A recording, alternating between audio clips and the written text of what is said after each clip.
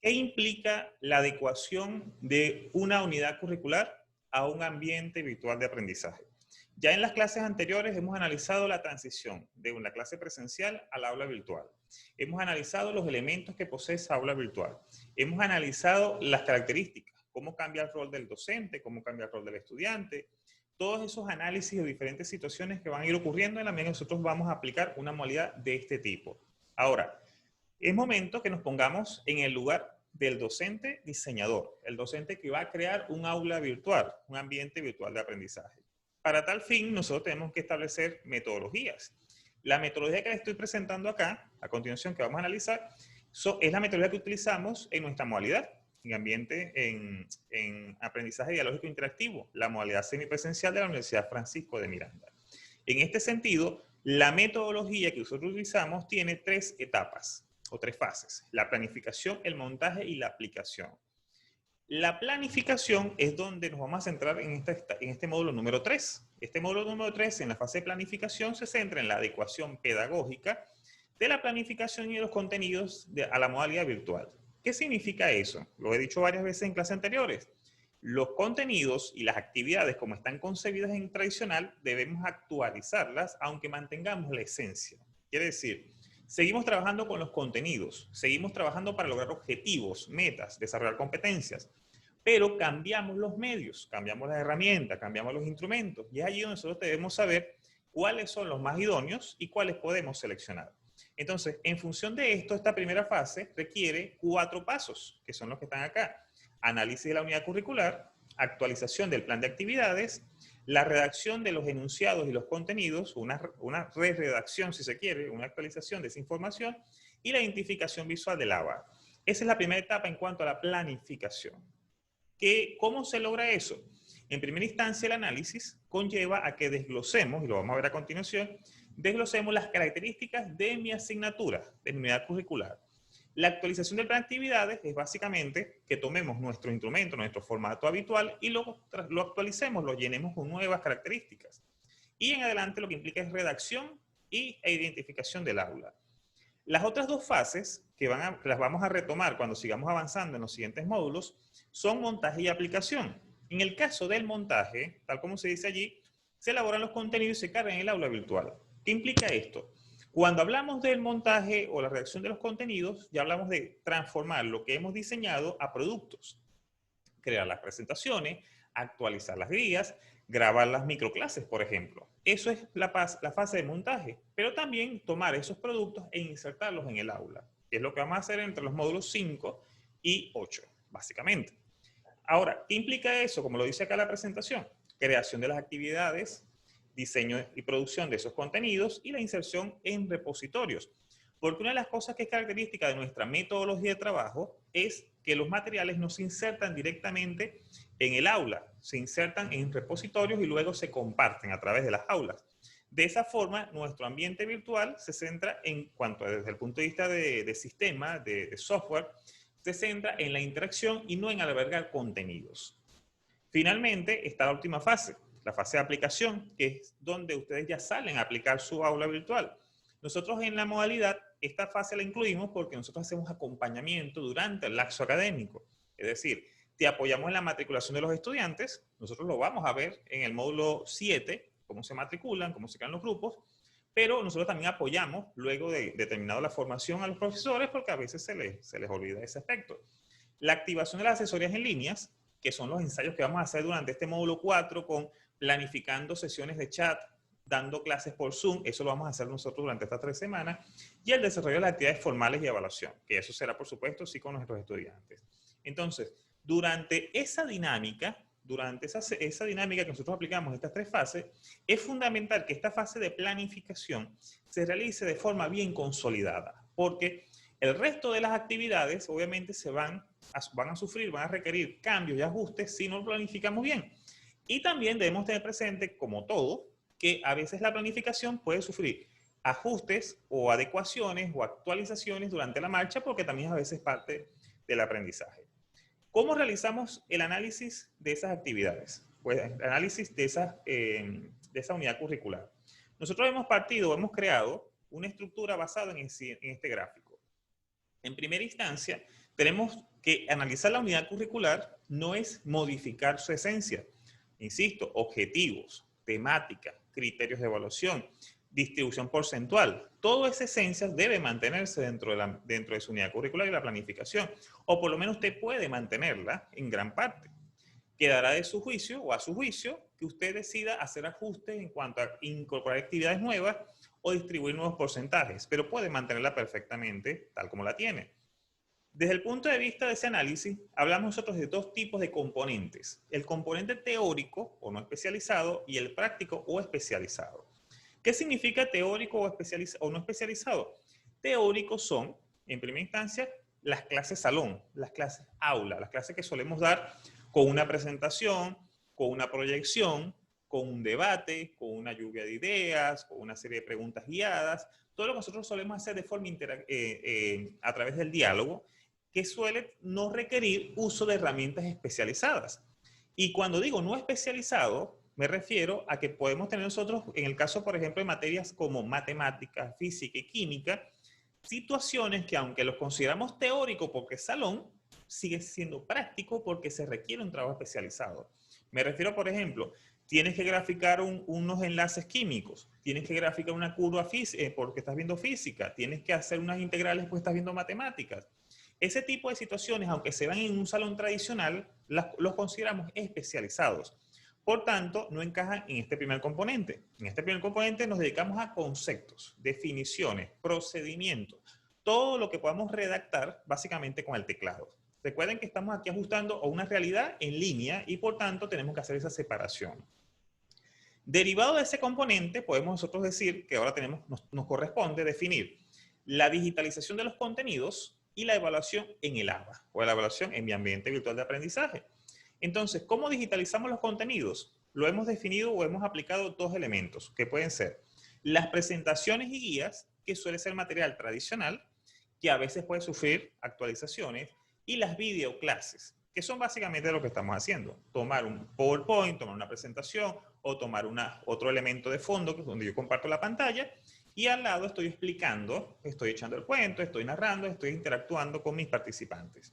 Esos dos elementos, las presentaciones y guías y las videoclases, serían nuestras alternativas para construir los contenidos. Y más o menos ustedes ya lo han visto a través de los módulos del diplomado, que nosotros tenemos guías estáticas, tutoriales y también tenemos videos que vamos creando y también nos apoyamos con las videoclases.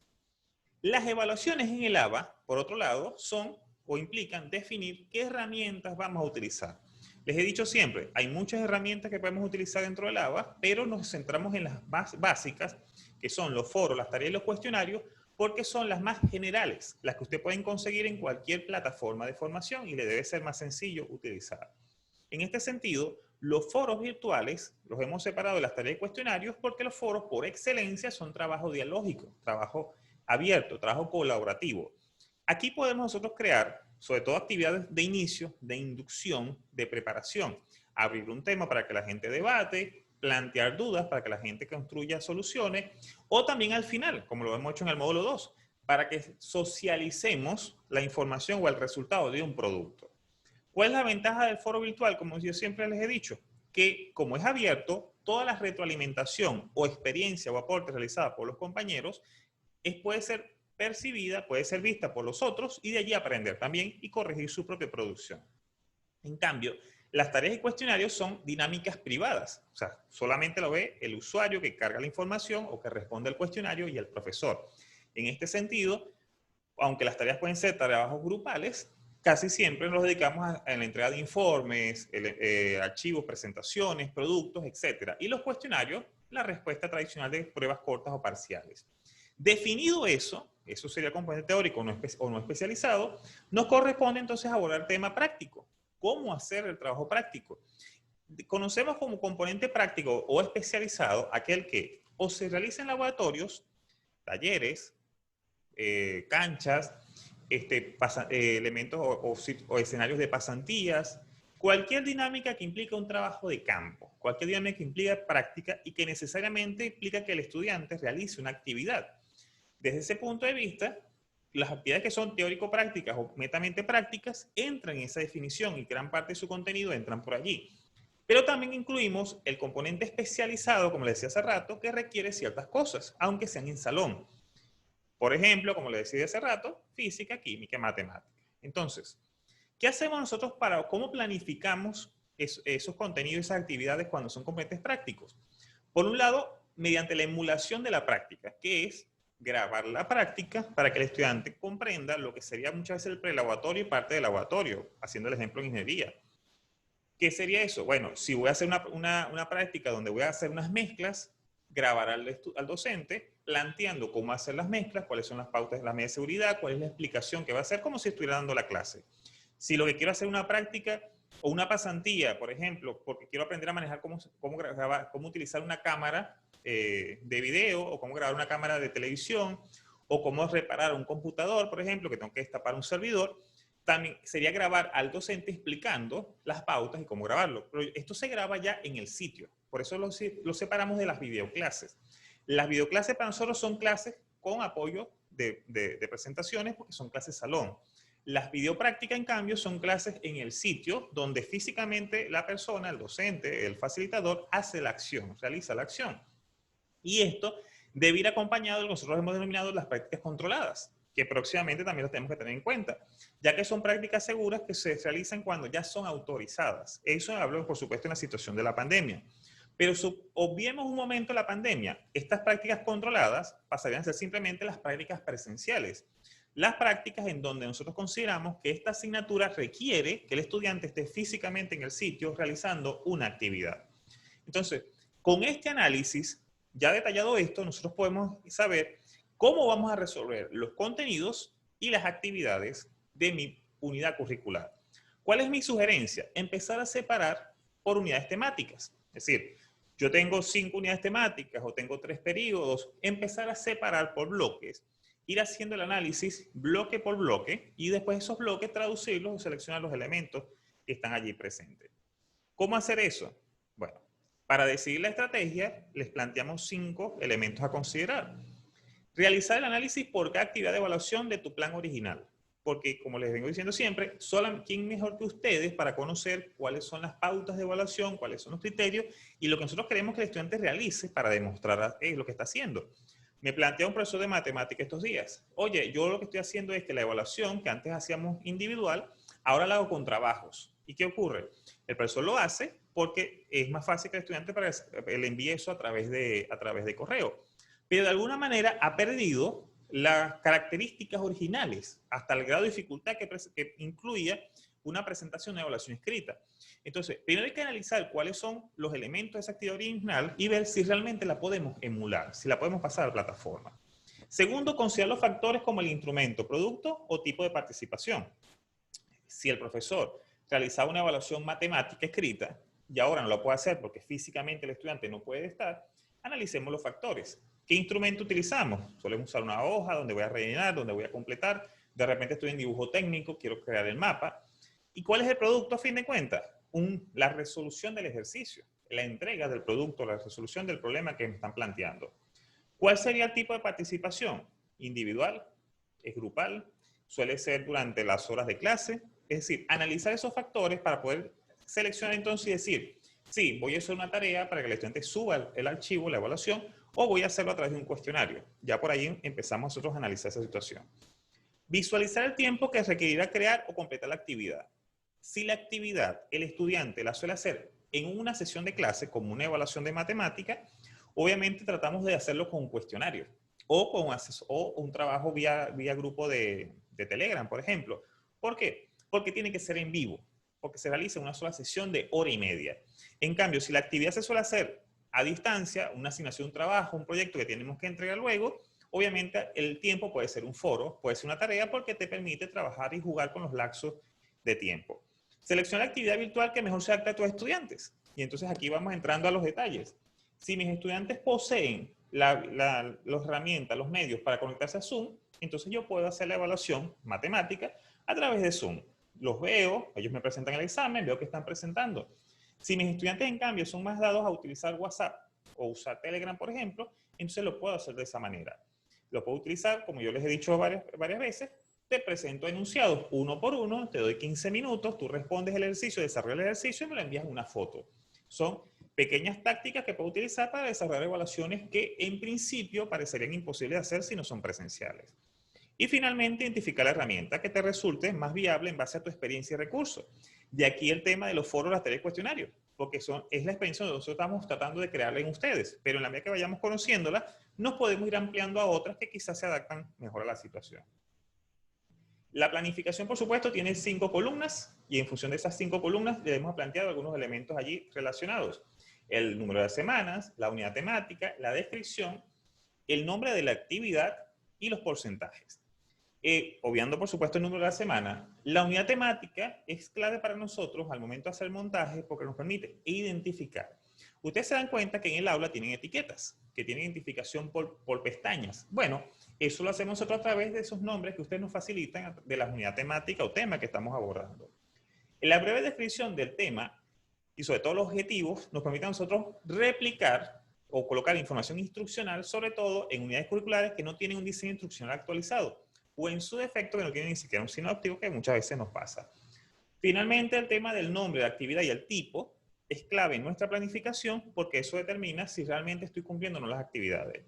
Por ejemplo, si yo en mi planificación presento una planificación donde todas las actividades son tareas, algo está fallando allí. Porque si utilizamos la plataforma bajo una modalidad de estudios dialógica, interactiva, de grupos colaborativos, obviamente unas tareas donde el estudiante solamente va a entregar productos de forma individual, algo está fallando.